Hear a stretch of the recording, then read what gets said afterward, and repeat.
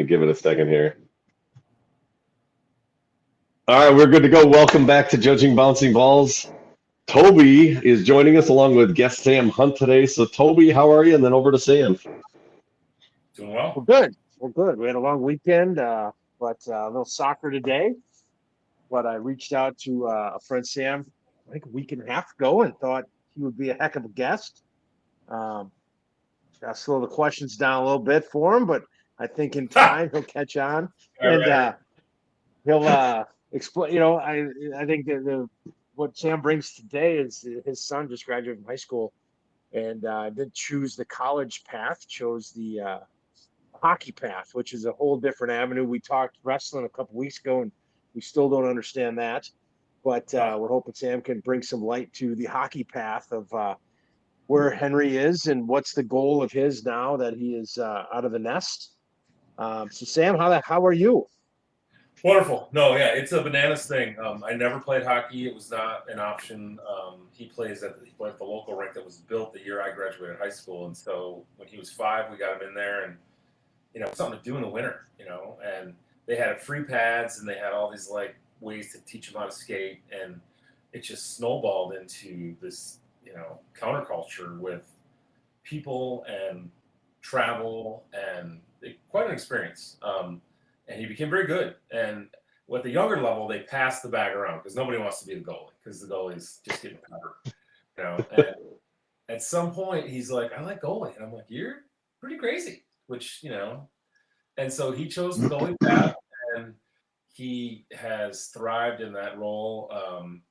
Halfway through his freshman year, the Cedarburg starting goalie kind of got into it with the coach and ended up getting booted off the team. And Henry became the starting goalie his freshman year and held that position all the way through. And he is now playing for the Wisconsin River Kings and Wisconsin Rapids. So he billets with a family up there. He lives up there. They went to Northern Illinois for a preseason thing. They've been to Minnesota a bunch of times. They're heading to New Jersey here shortly. And he'll be there till March. The side story on all this is that the process to get him into this was a lot. We developed this whole process where it was almost like applying for college, where you're sending out your resume and it's his stats with his pictures, with his videos to all coaches and coaches and coaches. We actually had a guy who was a hockey advocate that we met with and paid him some money to kind of hear about what to look for, what not to look for. None of us had done that before. It's a huge money racket. Like you can just totally throw money in a hole. And hockey gear is ridiculous. In youth sports, a money racket? No. Tell me more. Right. Let's go. Hey, before we get down that road, let's go back because people think we're crazy on the soccer level, right? We were in Detroit last week. We were in Milwaukee. It's kind of a home game for us, but I've heard hockey is the creme de la creme of money pits. So when you're in, so there's high school sports. We'll talk about that a little bit. But club hockey. So it's part of the high That's school, like, but yeah, the youth level, you're paying for ice time, the travel, the hotels. The gear is ridiculous. The gear, his last pads, like goalie pads, were $2,800. Like that was more than my first car. Yeah, sticks are $100. Wow. Those are breaking nightly. The helmet. He did the cool thing with his helmet. He got it all, pimped out with decorations, and we lost my cousin Sophie to a rare cancer in 2013, and her symbol was the Superman symbol, and he put that on the side of his helmet. And then he did the bones because his nickname is Bones, and he's got a skull and crossbones here with the tick marks, and it was pretty cool. He did that with his own money, and it was kind of a cool thing. But he had the money. He just got $800 skates, and you're just gone. Wow. And then ice time. Even through the high school, I think we paid $1,800 for just having your kid on the ice. So when we meet as a soccer club, we talk about fees and where we're at, and we're always concerned with, as we raise rates, compared to, we're not Milwaukee or Madison, but one thing we never talk about is other sports. And I don't even know if you could bring up hockey to say, hey, hockey's $7,000 to get in by the time you buy everything. And then if you get a kid that's decent and they start making these travel teams, and you're going to Canada, you're going to Nova Scotia, you're going mean, you go to Minnesota a ton. Wisconsin's a hotbed, obviously. Michigan's got big hockey. All the northern states are, and even the southern states now. But I mean, you get up into UMass, you get up into Minnesota, you get up into all kinds of Michigan stuff. The UP. I mean, we've been a lot of places for. He was actually, so side story. He blew his knee out playing lacrosse as his filler sport before he left for hockey, which was a terrifying thing for us. We didn't know if the coach was going to retain him, and the coach did. So he's actually on IR working through all that. But he was supposed to go to Colorado to a CCM camp and then to 2 more camps that were $600 each one of them. And then other teams would see his abilities and he would be picked up. There's all different levels. He's in the USPHL, and then you have tier 3, tier 2, tier 1.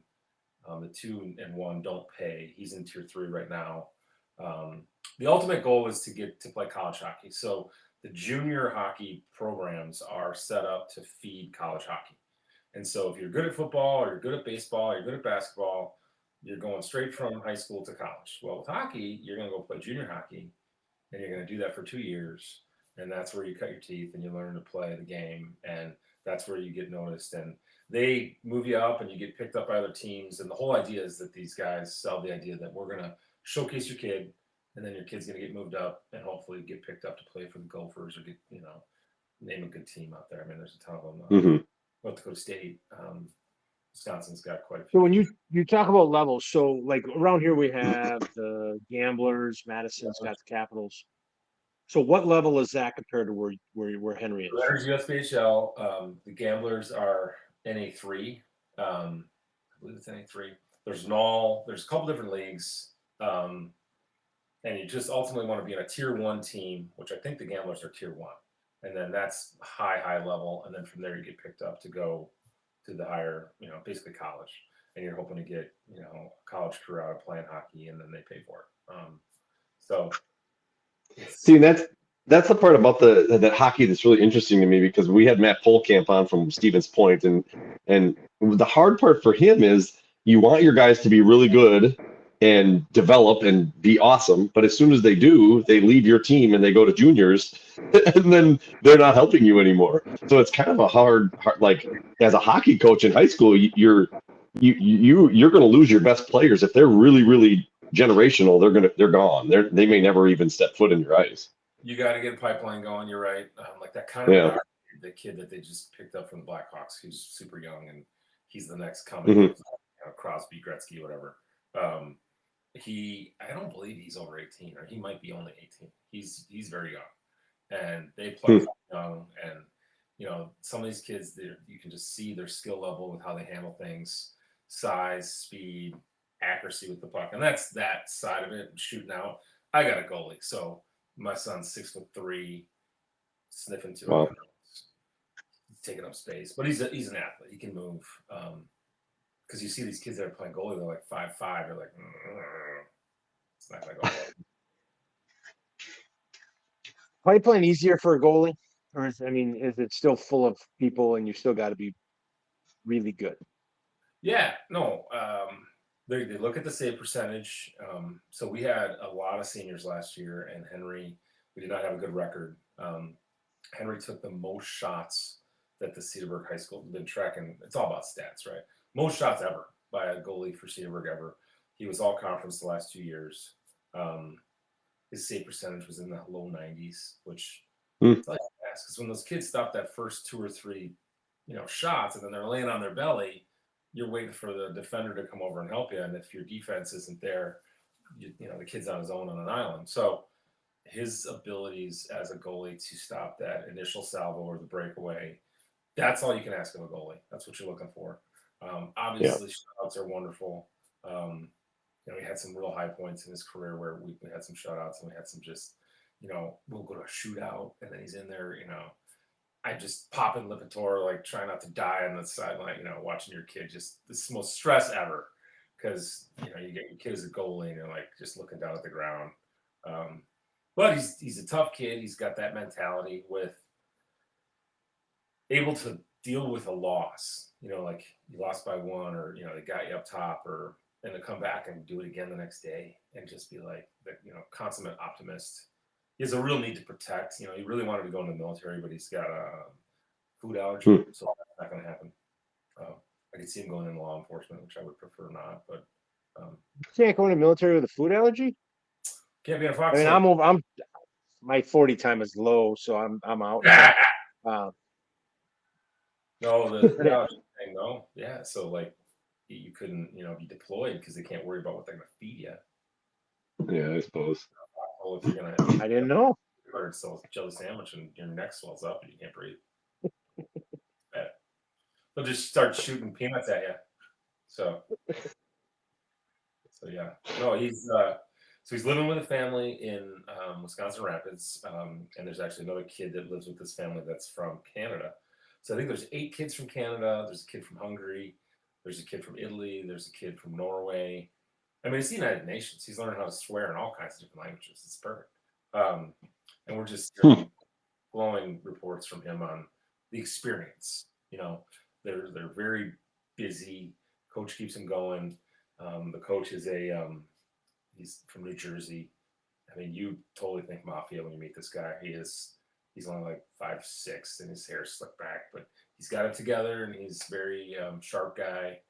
And he handles those boys with like, not an iron fist, but like they're not getting away with anything, I guess is the best way to put it. So it's they went back to the same place in Minnesota, basically. So they played the Asante Outlaws last weekend, and they played the Blue Ox this weekend, which are generally in the same area. So they come back to Wisconsin Rapids, practice all week, go back up, spend the night in the hotel. And then what they do is they spend Friday night, they play back-to-back games. So they play Friday night against the team, and they play them again on Saturday.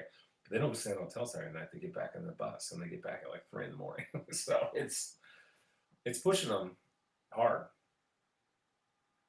Wow. So to back it, you gotta slow down, man. You're way ahead of my notes. I mean, if I had notes, no question. So we all like we. I mean, he doesn't have me notes. and you. I don't have notes. Let's go back. So, when does your son come to you? Because, right, I mean, our age and our generation, we're designed to go to college. You get through high school, you go to college, and then you get a job, right? So, at what point does your son come to you and be like, "Hey, I think I'm going to bypass college and go play hockey"? And how does that conversation go with you and your wife and your son? Well, he's not bypassing college. He wants to play college hockey, and the only way to play college Okay, but just to push it off, I should say. So, yeah. So as his skill level got better and he started getting some looks and we started hearing, people like he's really good. I'm biased. I'm his dad, of course, whatever. But then we're starting getting people tell us like, he, should try this. And we started investigating it a little bit. Neither one of us knew anything about it. I went traditional. I played football at Concordia. My wife went to U of I. Straight to, from high school to college. That's how you figure those things out. And his path was going to be hockey. And so we started digging into it. And my wife did a ton of research online. She loves to dig all that up and read about. She's on all these blogs on what's good, what's bad. Finding out, there's leagues that are known to be bad and that these guys, it is a money grab. It's $10K, $20K. You're going to send this kid. He's going to build with a family. These coaches take this money and they're supposed to then, showcase your kid and then get him moved up and out and on. And some of these guys don't do that. And you hear, horror stories about they'll take 5 kids in one house and the mom will make one big vat of mac and cheese and here's your dinner. And it's the same thing every night. And you're paying, another on top of your initial fees, you're paying a billet family $300, $400, $500 a month. And that's supposed to be for the food. And then, that's mostly going in their pocket. They're buying ramen noodles and, cheap hot dogs. We're not dealing with that. We have a very good situation. And we had another kid who was going to go to Canada and very bad communication from the coach.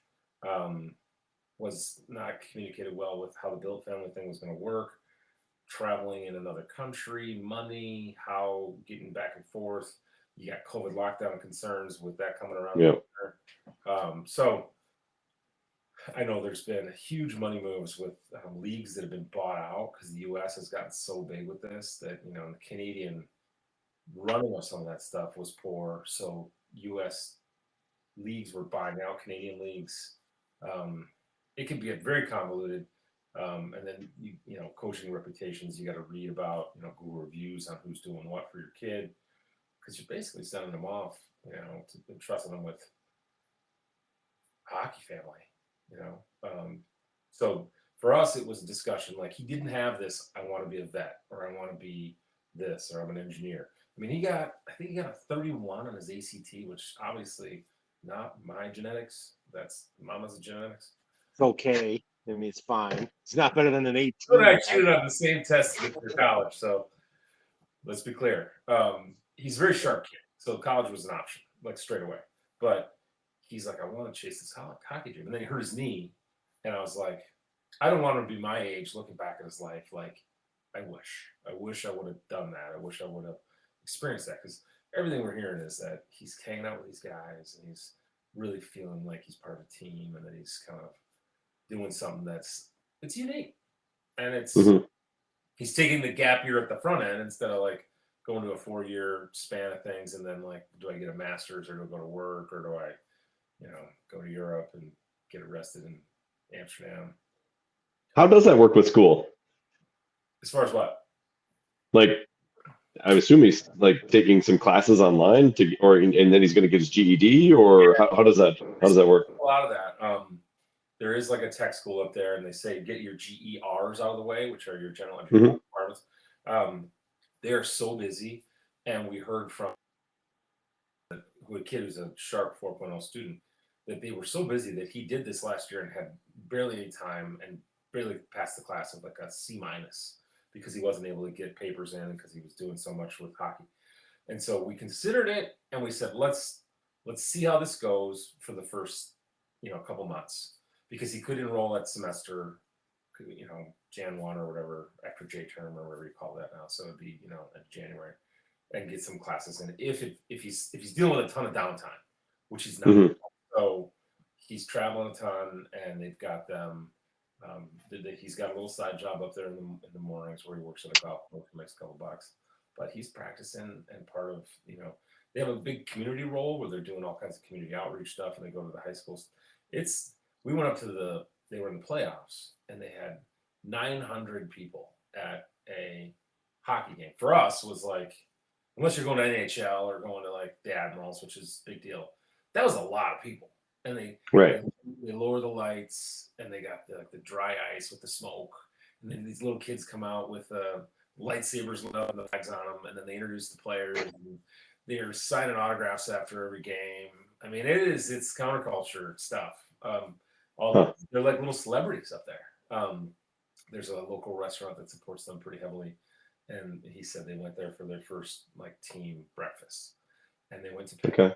They went to pay, and some local yokel had paid for 15 guys breakfast. Like, gotta be $200. Wow. Just paid the bill. So little stuff like that, like he's just, his ego and his, everything's kind of popping, and we're hoping it makes him a better version of himself. So did you so how does the family, like, do they say here's a list of families you can live with, or they're like, here's someone willing? Right. No, so it's a billet director, and we ended up with this older couple that's in their 60s that has done exchange students before, never hockey. Because I've seen Criminal Minds before, and I gotta be honest, doesn't work out. We got lucky. They're very nice people. They are watching him. He's got a food allergy. They're trying to feed him. There's rules. Like, there's no girls. There's no after a certain time, like 11 o'clock. You can't have girls back to these people's house, which you break that rule. True. If you're a celebrity. In windows.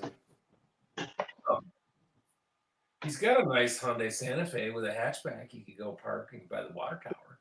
So there are submarine races over there, I'm pretty sure. Little pickle tickle. Come on, baby. He's being watched well in our case. I've heard other stories, and there are kids on the team that live in apartments. Some of these kids are returners, And I would think that after he does a year of this, that maybe we would allow that next year where he would live with like it's like 2 or 3 guys in an apartment and Huh. fend for themselves.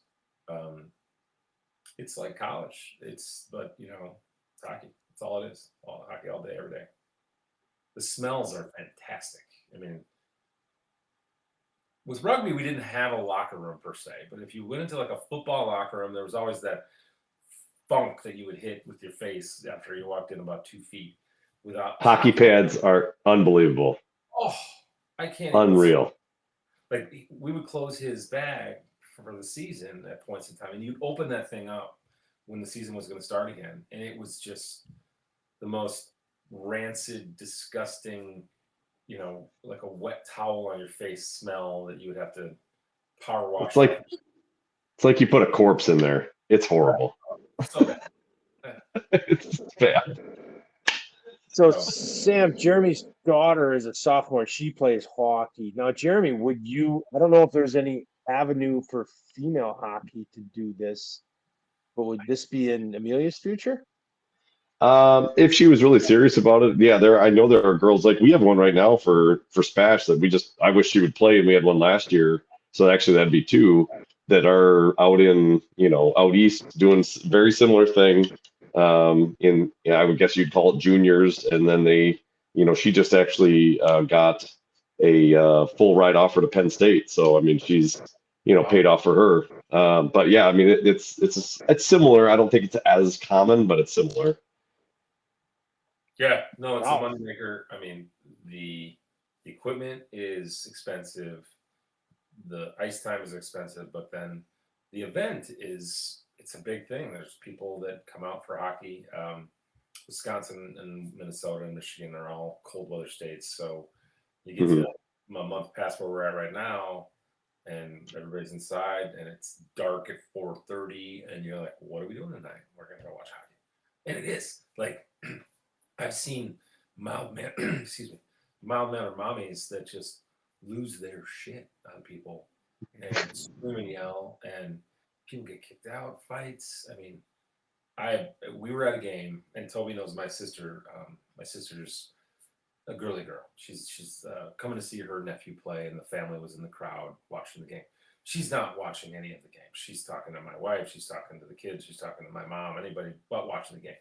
Well, there's a big hit right in front of where we're sitting. Kid goes down on the ice, and it's injury timeout. And my sister's still jimmy jabbing about God knows what, haircuts and Macy underpants. And the mom of the kid that was down was sitting like 10 feet away, and just turns to my sister and is like, just lit her up. Like, what the F, my son's hurt. You've got no sense of it. My sister's shocked that she was not paying attention to the game. It was not because she's like giggling and snickering, like because this isn't happening and this is happening.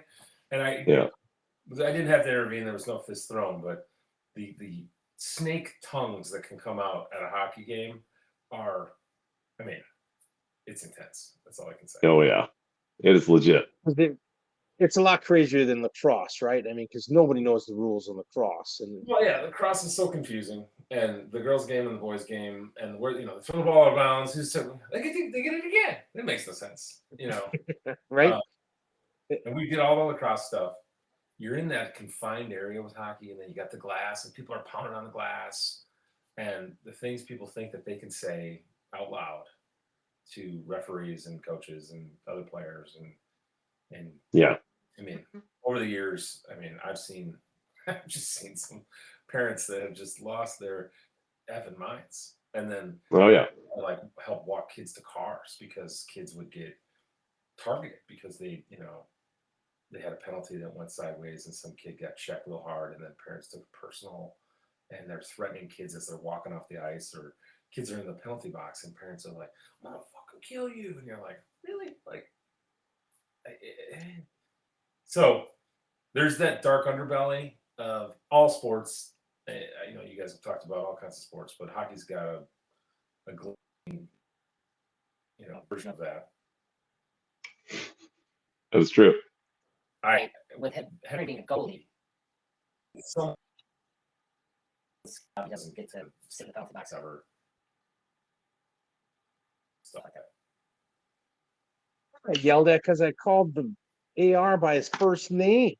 Like, hey, Greg, and he's like, watching the parking lot. And I'm like, maybe I should try that tactic, like lose my mind on him. Start running up. Down. I think part of the reason, in my opinion, having gone through some of that hockey gets a little bit more intense is it tends to be a more physical sport. And so then you add in the anxiety and the angst that we see in soccer, but add in a natural physicality in the game. And so then the parents feel like they can get physical too.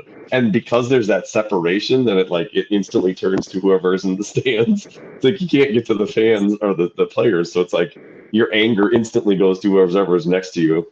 But yeah, I've seen the only time I've ever seen a fight between fans has been at a hockey game, and that was between a mom and a dad. So, We used to in high school they would have the sheriff's department at our games because we'd play local De Pere or I think it was East De Pere, West De Pere, maybe both De Peres. But yeah, the cops would be involved in our games. It was crazy.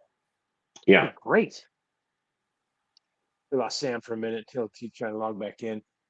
yeah. I was gonna say I think we lost him, but no, it definitely can get pretty physical in some of those games, and I think the parents get pretty hyped up. The other thing that I think amplifies hockey a little bit more than maybe some other sports is the culture of hockey has a lot of drinking in between periods and during the game, and that tends to amplify a lot of things. Football has a little of that, but hockey really has a culture of like as soon as it's intermission, like, hey, I got to go out to my car for something.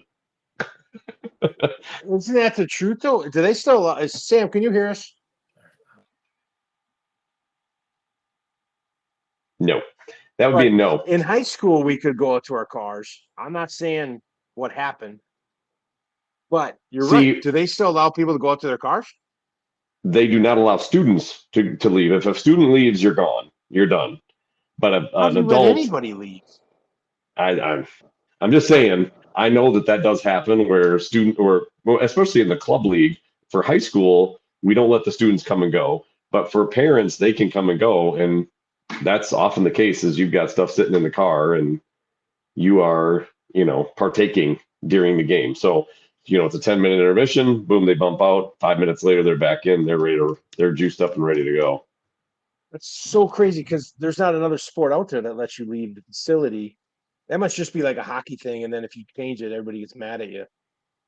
Probably. I mean, because it's not school grounds, right? It's not school grounds because ice rinks aren't on school.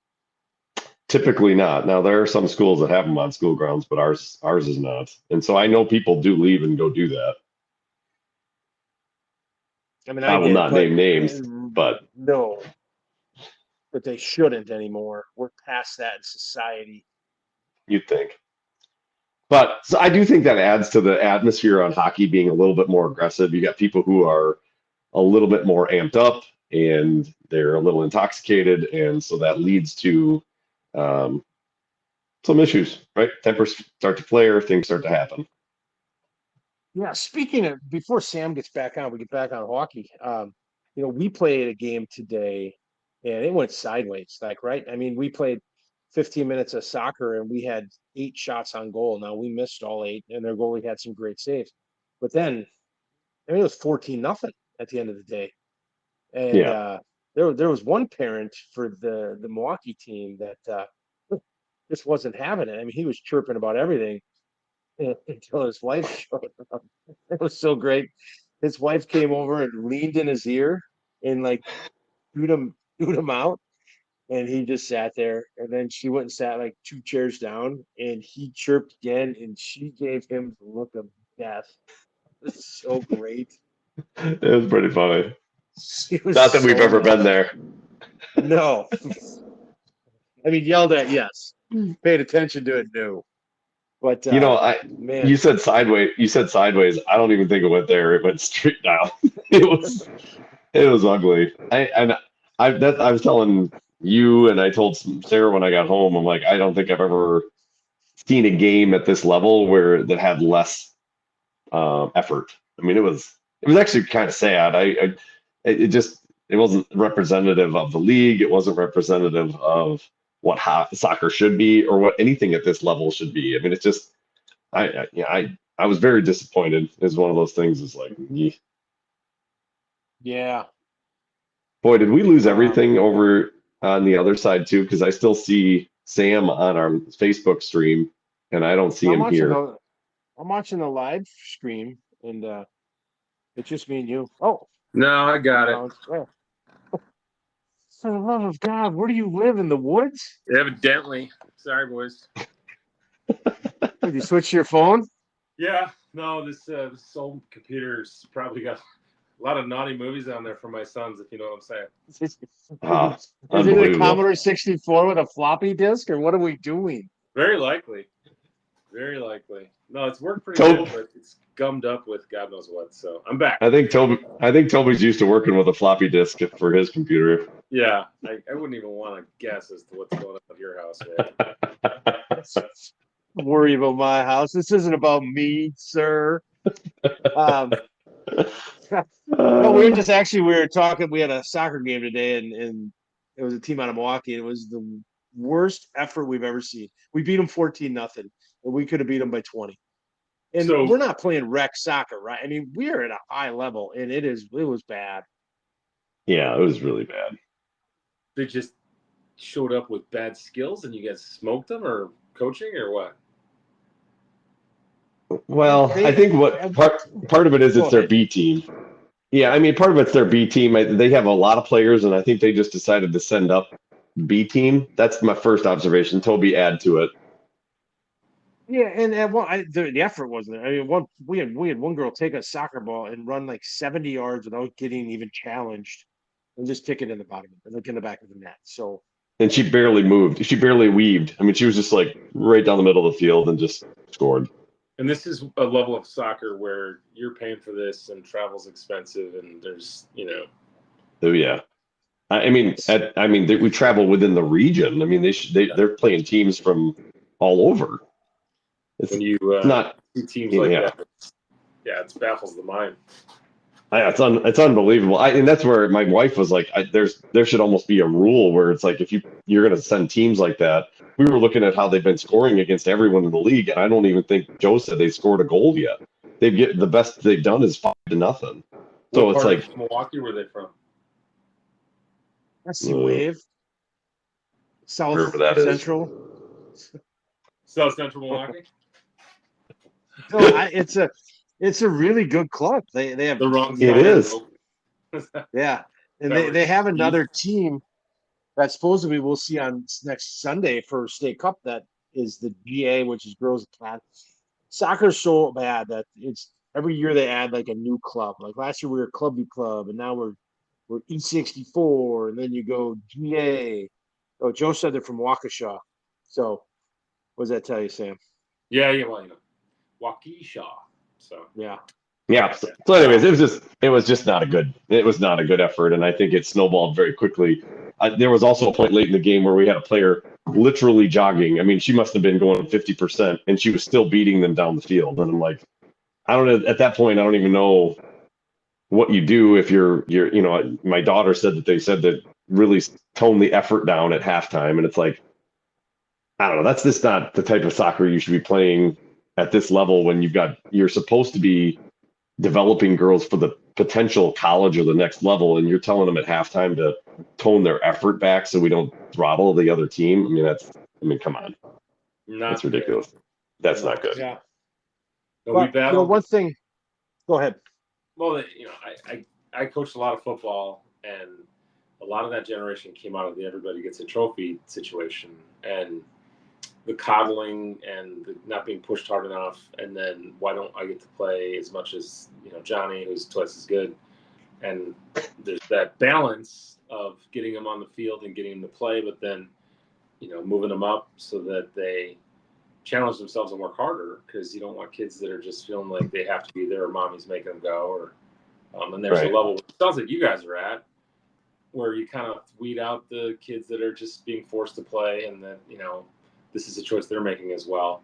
Because it's nothing worse than having a kid that's being forced to be there by their parents, or they're living there, parents are living vicariously through them. That's the worst. Correct. So, yeah, it's a whole world out there with all that.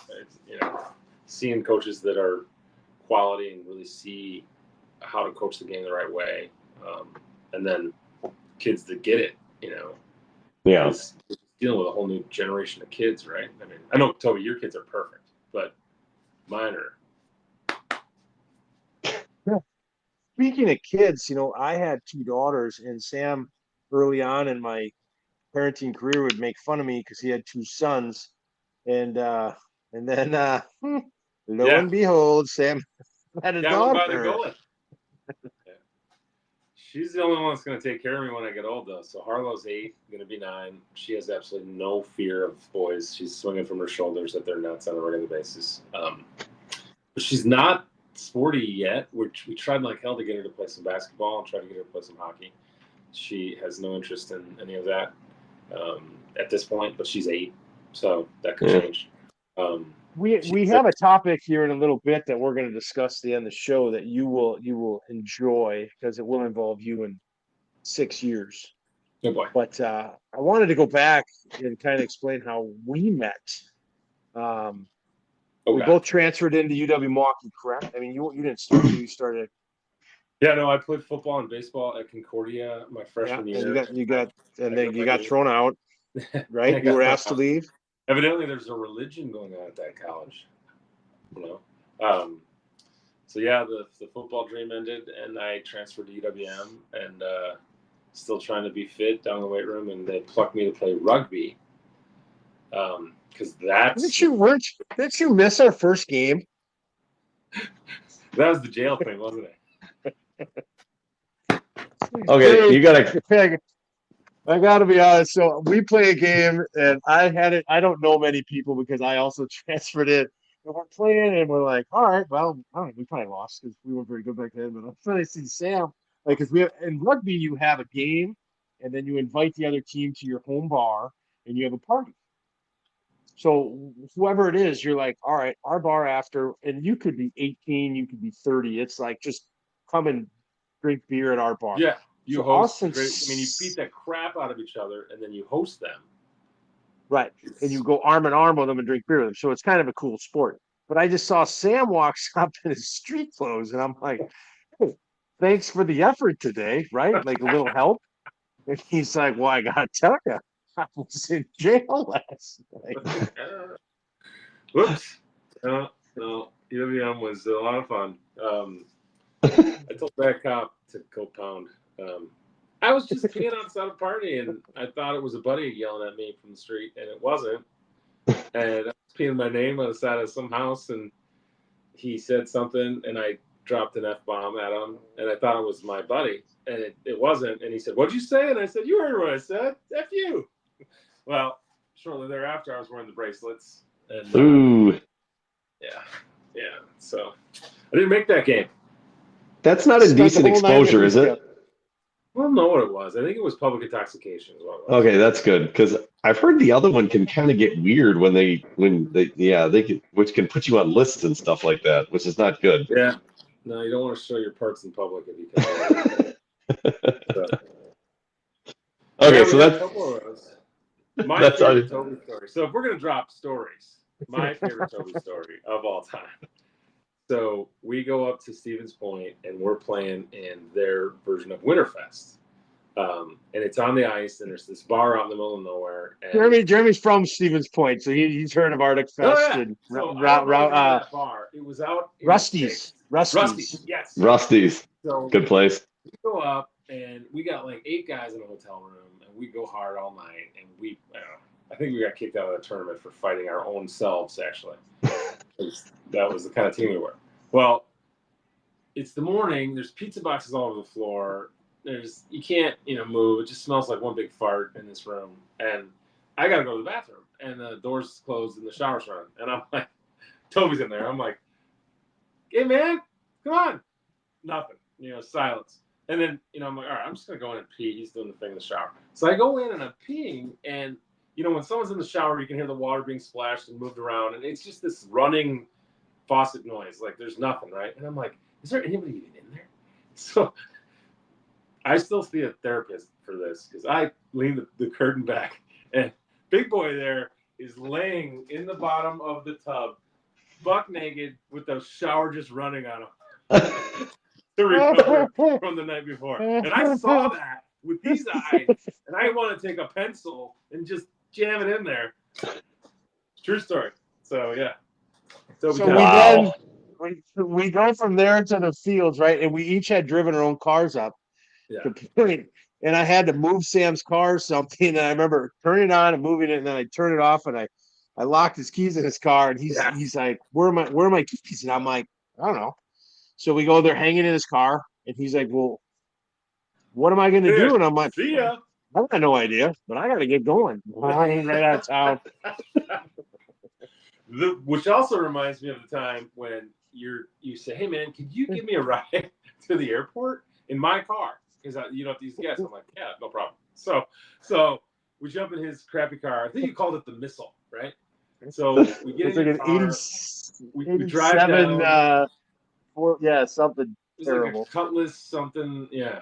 We Ooh. go down Locust, and we're getting on the highway to go south to the airport at Locust. And as we're going down the ramp to the expressway, all the lights on the dashboard go off. Just, it's no big deal. Kind of glides to a stop. And Toby was one of the first guys I ever knew that had a cell phone. His dad and mom's company allowed him to get a cell phone. So he had a cell phone. So he's like, well, I'll call AAA. So he calls AAA. AAA says they'll be there in 20 minutes. And he says, I'm going to miss my flight. He calls a cab. He's like, AAA's coming. You just ride back with the car, and you're right as rain. And I'm like, I'm standing on the Locust ramp in Milwaukee, downshoot onto the expressway by myself. Cab pulls up, picks him up, he whisks away. I'm waiting with his shitty car. The guy that shows up is this record driver, it's a cartoon, because this guy has the most ridiculous stutter problem you've ever heard in your whole life. And he's like, he can't get words out, and he's trying to talk, and I'm just like, am I being punked? Is this so kind of like looking around, like thinking I'm just on some candid video or something? So he gets this thing hooked up, and we're driving back, and he's calling back to base, and he's like, and I'm sitting next to him like, there's no way this is really happening. No one could ever appreciate how bad that was. And then he dropped me off. It was like 2 blocks from where I lived, and I went home and drank a lot of booze that night. And you went to Vegas. I did go to Vegas, and I appreciate you taking me. You are something else. Wow. Yeah. Oh, those are 2 stories I haven't heard before. No, there's many more that we're gonna keep in the vault. If Sam's parents might be listening, it's just for the better. Yeah. No. Nobody died. We got through college. We're on this side of life now, just looking back, like, how do we get away with it, I guess, is the best thing. So. And, I look back, and now my kids are 18 and 15, and I'm waiting for beer parties, and they don't do anything like that today, and that's fantastic. It's really great. I feel like there's a spring waiting to be unleashed because these kids are watched so closely now. Life 360 and Ring cameras and, FaceTime. Like, where are you at right now? Because if my parents knew where I was at all the time, not good. Jeremy, do you have that? Do you guys do Life 360? So we do have it. We've gotten it now about 3 weeks ago, and I hated it. I still do hate it. I don't really care. And half the time, I'll ask my son, like, "Hey, where are you at?" And he's like, "You could look." And I'm like, but I don't. I don't care half the time. I just need to know if you're gonna come home and like be able to watch one of the kids while I leave, right? Or like normally I don't track him, and now he thinks that we track him all the time and we're constantly monitoring him. I'm like, dude, I really don't look that often. I just want to make sure you're not like dead in a ditch somewhere. Like if all of a sudden he doesn't show up sometime, then I'll be like, oh, where's he at? But yeah, we have it. I'm not a big fan, honestly. I don't really care for it. I like Sam said, I grew up in a time where my mom was like, "Hey, if you're gonna come home after 11, just make sure you let me know, so then I know that you're gonna be later." I mean, it's like I don't come from a time where like everybody knew where you needed to be. You just were trusted to make sure that you did what was necessary and like you didn't get in any trouble. So no, I don't. We have it. I'm not a huge fan of it. I don't. I'm not a big fan of tracking kids. Now, my wife has it with my daughters. I I I don't go anywhere crazy, so it's just better that nobody knows what I do and that I'm home on the couch during the workday. Toby, you're at Titletown again? Uh, That which brings up one thing. There's a bar in Wausau. This is one of the cleverest bar names I've ever seen. The bar name is The Office. So you can be like, "Hey, I'm at the office." And if you're on 360 and say you're at the office, pretty it's clever. like the Well, we library have across, right? we've been in the library in the cross. Yes, we I have. fell down the stairs. Yeah, Not shocking. my fault. I think I was pushed. Um, Right. well, then there's a bar. There's a bar called the Office right down from our indoor practice facility, Jeremy. Oh, really? Just I drive by it. Yeah, I drive by it. Mm-hmm. And, Sure. but We first got that Life 360. My son was dating a girl, and he didn't get it and understand what was going on with that. And we pull it up, and my wife's like, "Where is he?" And I look at the map, and I'm like, "That's the water tower." So then he got home that night. I'm like, "Hey, how was your date?" And he's like, "Yeah, it was good." Like, "Where'd you guys go?" And he kind of listed off a couple places, and I'm like,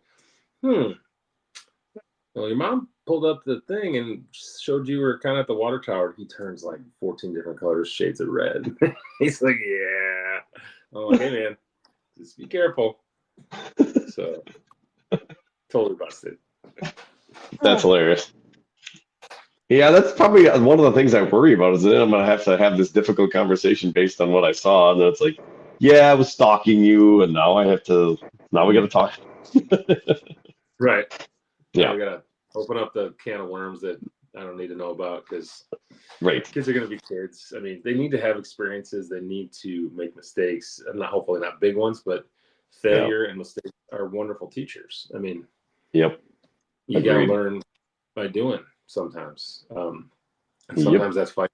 Sometimes that's clawing and scratching to get through life. So Mm-hmm. the statement I use with my son all the time is that those who are given everything achieve nothing. So you got to work for it. Yep. So That is very true. you just get real on this thing. I don't know Wow. Well, we have one topic left that I said, Sam, down the road you will be involved in, but Oh, you do have the Facebook and you do see homecoming pictures and you do see uh, as someone with daughters, you see the dresses of the Oh my friends and Lanta. Oh my what Lanta. in the heck, What in the what HE double hockey happened? sticks? I Right mean, when I went to school, there there was like a like a gym suit wrists and around the ankles and like it was there are no not go. enough pleats in the pants to hide what will be going on in my downstairs if I was in high school, junior high, going to dances. Like, come on, baby. My middle son was at homecoming with a friend. They didn't go with a girl he was dating. They're just friends. But they did the picture thing, and we've got a real popular spot here in town that everybody goes. The Covered Bridge is the old, venue, and it's by this little creek, and it's very pretty. So there's multiple groups of people taking pictures for their kids. And I'm standing there, and I'm like, looking around. I'm like, good night. Like, Right? unbelievable. Like, painted on. And, like, Yeah. you can't bend over at all, and stuff's coming out and popping out. they can Things that you barely shouldn't. move. I don't even know how You it's should not be comfortable. thinking. Yeah. I, And I, I've got a good friend who's the superintendent. My golf partner is the superintendent of Grafton schools. And so, we joke and talk and play golf. And I was like, we made this same conversation, like where this is at. Because when I was in high school, I mean, it was like something out of like Laura Ingalls, long dress from like The Call of the Wild or whatever show that was, Little House on the Prairie. He like the hand at your side with your finger length. Your skirt has to be at least that long. Yeah. Being a rule, and how do you enforce that? And who's the guy walking around with a girl like with a ruler, checking that? Yeah, no, it's A balloon in between the kids at the Yeah. Catholic school I went to. Yeah. leave some room for Jesus. So Yeah, that was true. They used to say that at my high school, right? and Yeah. my high school was a very conservative Christian. You actually had to have the dress below the knees. It had to go an inch below the knees. Oh, for sure. Yeah. Yeah. No, that's I- what I was seeing. No. At the end of the day, These we barely can't go stop an, it. yeah, these barely go an inch below the crotch. I mean, if that, it's unbelievable. They're belts. They're like modified belts. That's all they are. They're Yeah. just a little bit wider. Yeah. No, it's Not good. there's like a Keenan Peele skit that needs to be done on this that would be appropriate. But I keep joking, like, so I just turned 49 2 days ago. My daughter is going to be 9 in November, and I joked that I'll be 58 when she's 18, and I'm just praying for early onset Alzheimer's, so I really don't have to deal with any of it, because it's no, thank you. I would rather Oh, get back. and right, and we all like 10 dresses come to the house, and I'm just like, let's return, let's get them back, because otherwise they sit in the closet, and then you don't really pay attention, and then all of a sudden it's time for them to go out, and you're like, what in the hell are we wearing? Like everybody's wearing that, and I'm like, Where's the rest? great, like, what did we pay for? Yeah, they told me that too. Well, everybody's wearing this. I'm like, you're not. It's not happening, because my daughter had the longest one. Now, granted, it was still above the knees, but at least it got a little lower. I fought for those 2 or 3 inches. God dang it, and I'm going to continue to fight for them. You see these guys that'll, daughters that have taken it too far, and the dads that have the balls to like put on like the Daisy Duke shorts and like the half shirt and like go wandering out and be like, this is how you're gonna dress. This is how I'm gonna dress. Because that would work. Do you think you want to see me in Daisy Duke shorts, Sam? I think that if your daughter's doing that, it would curtail how they dress, because you'd be like, every time you do it, I'm gonna do it. You can play that game. I think we should do that for the show, though, Toby. I think you should be in a short miniskirt. Some sort of halter top. Yeah. Oh, for sure. I think we should. That guy in a little shirt. But it's unreal, man. And I'll tell you what, Sam, so you know what I have to do. I'm actually in charge of yearbook at SPASH, the high school here. Oh, boy. And so right now, what I'm going to be curating is the homecoming page, which is all the festivities and now the dance.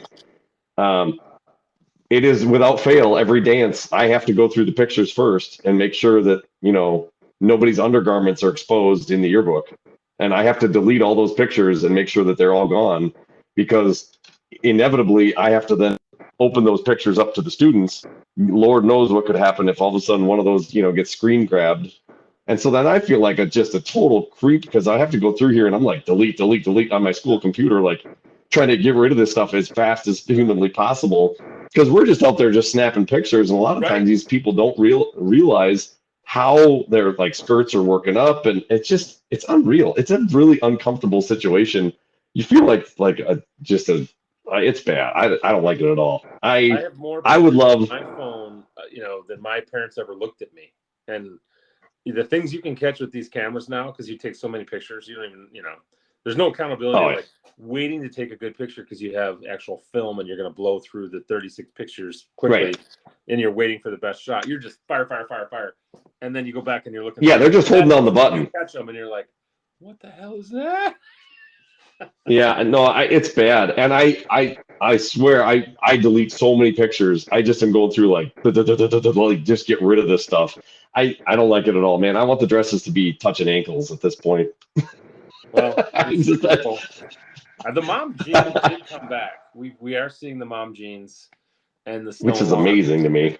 Yeah, and those are awful, but I'd rather see that than other things. So amen. and, yeah, I mean, they had like the double laces and the LA gears, and it was the college sweatshirts, and you didn't even know if your girlfriend had an attractive body. You had to get lucky. No. You know, like her face is okay. Let's find out. I don't know. What are you hiding under there? So COVID changed all that. You knew exactly what the body was. You had no idea what the face was. right. You had sparkly eyes. It was your time. Anyways, that's terrible. But no, thank yeah, you. this is the craziness the world we live in right now. It's unbelievable.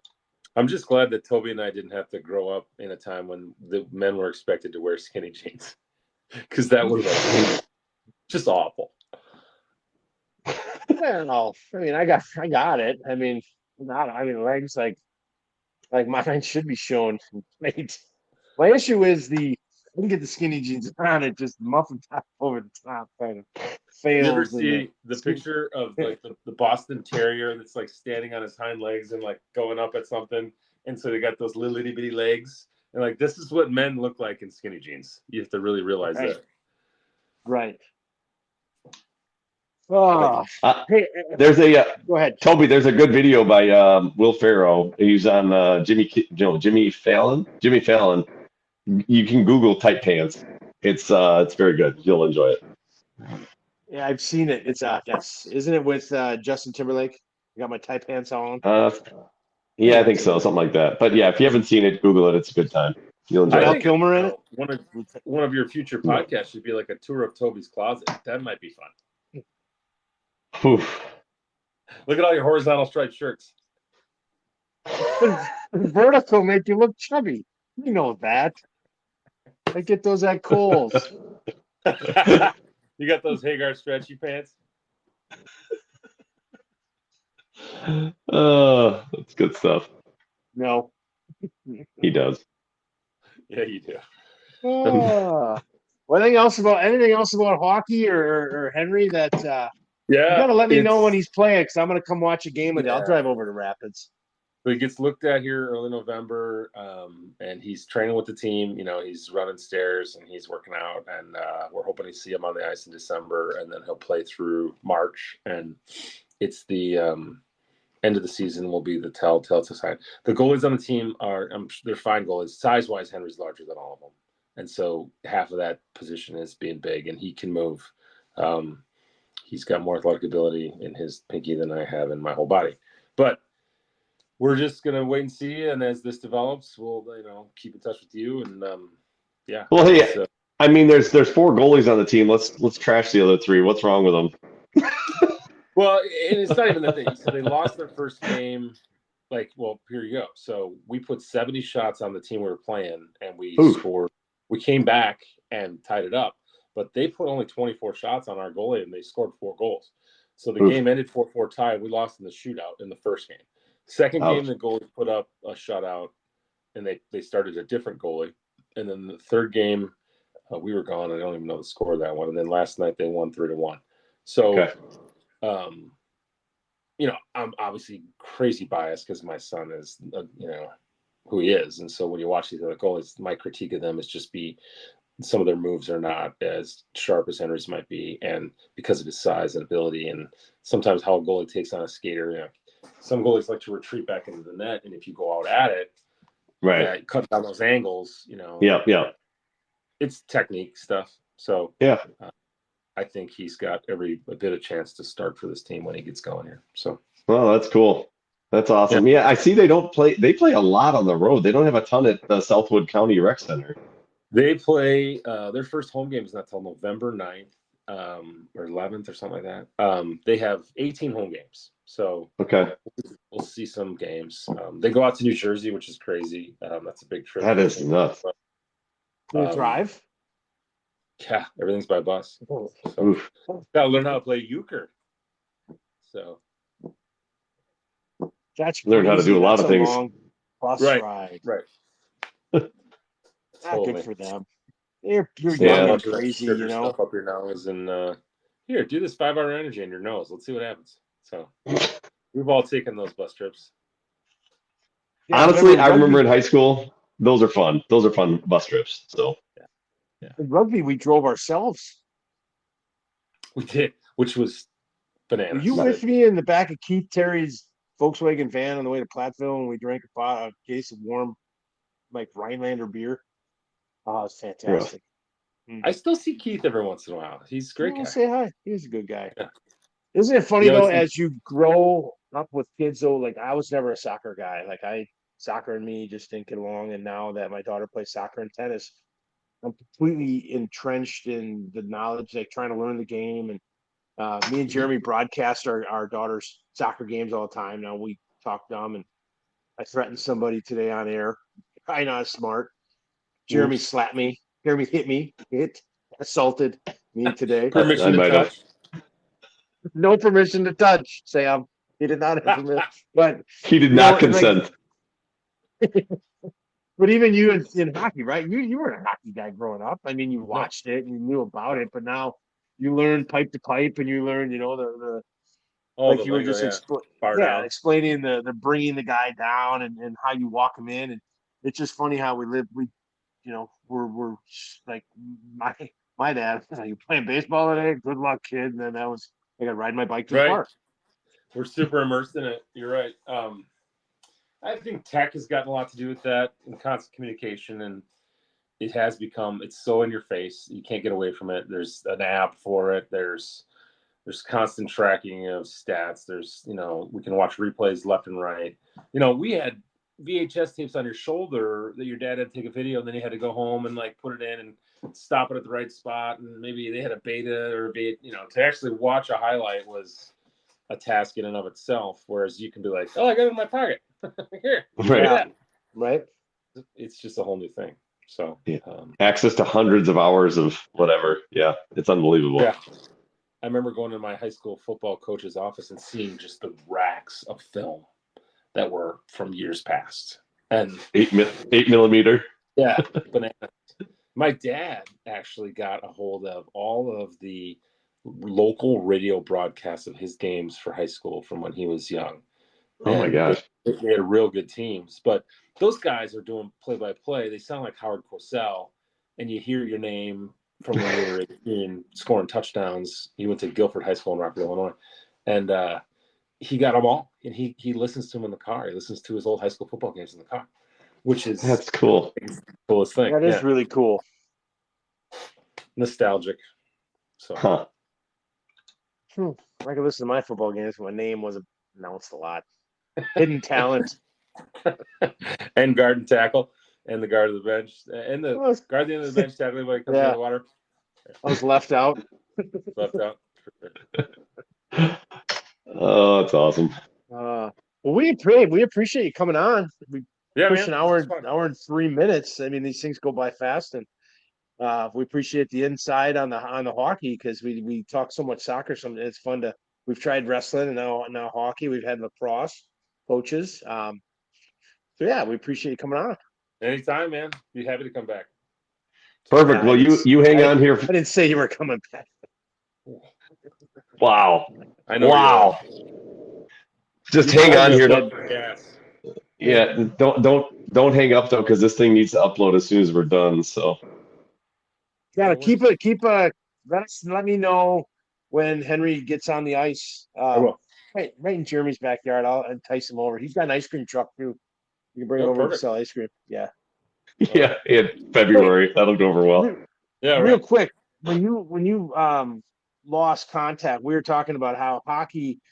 Do you still leave the ice rink at period and then come back in? So you can go have a beer and come back in. That's all they do. Yeah.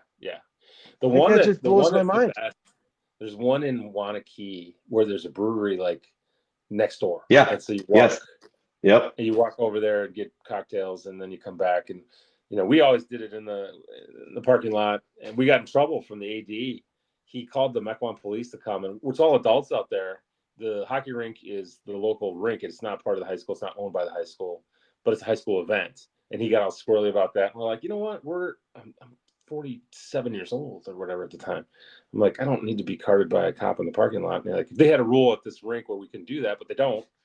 And it's counterculture stuff with hockey that you would go get a cocktail between periods and talk smart, and that's how everybody does it. And so that got poo-pooed. That AD just, everybody's like, go pound. But at every rink, everywhere you go, that's what happens. And there's all these I crazy see. fights. So weird. Correlates like Legos.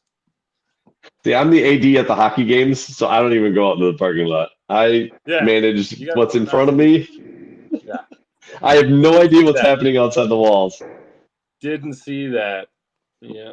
Everybody's in a small padded room in the back of the ice rink. Just no problem here. Nothing. Everything's good. It's a great. No, I make sure the kids are good, and that's my job. So the kids are good, and I'm good. Yep. So. I mean, if it's kids doing it, then they need to get busted. They're kids. Oh, that's a totally different story. Yeah. So perfect. Well, thank you, Sam. It was a good time. Hey, boys. Have a great night. All right, hold All tight. right, just hang on here. Hang up.